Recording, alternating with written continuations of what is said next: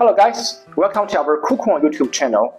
After having learned about the definition of primary trends and secondary trends in last tutorial, today in this video will bring you more practical details and practically complete this theory.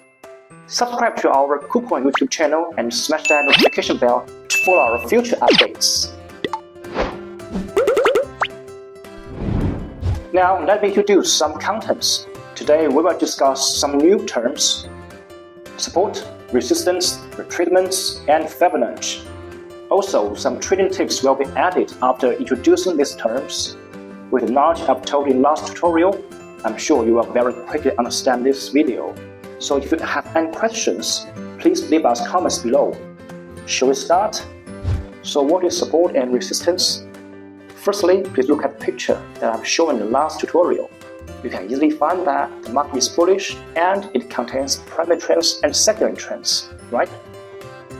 Now I intend to add some new terms in this picture. Voila!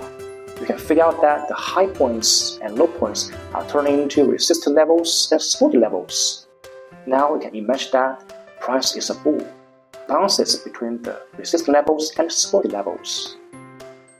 The reason why the price is supported at some level and why the price is resisted at some level are that if the price ascends to some level, the people with short position will dominate the market and the price then drops.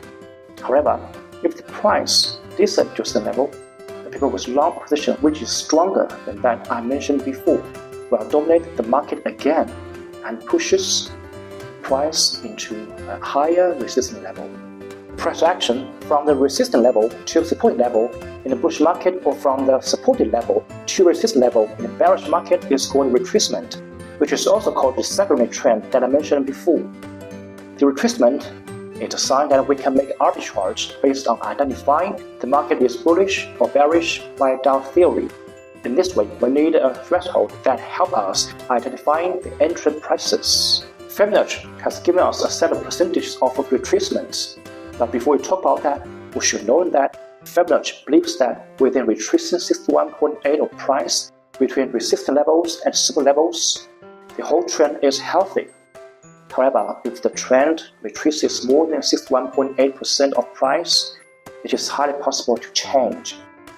Also, it believes that 23.8%, 38.2% are very exact ratios that we can use to enter the market.